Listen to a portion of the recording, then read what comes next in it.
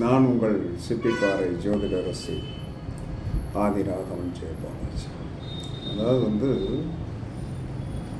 ஒரு கிரகம் ஒரு தெய்வம் அமர்ந்த கோலத்தில் இருந்தால் அது உபயராசி.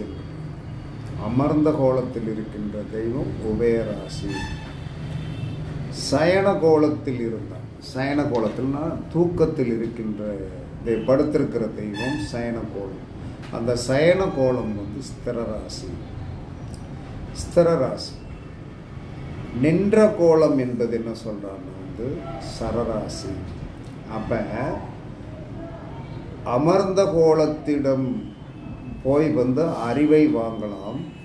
சயன கோலத்தில் ஸ்திரமான காரியங்களை சாதிக்கலாம். நின்ற கோலத்தில் இருக்கின்ற தெய்வத்திடம் வாழ்க்கையில் உயர்வை வாங்கலாம்.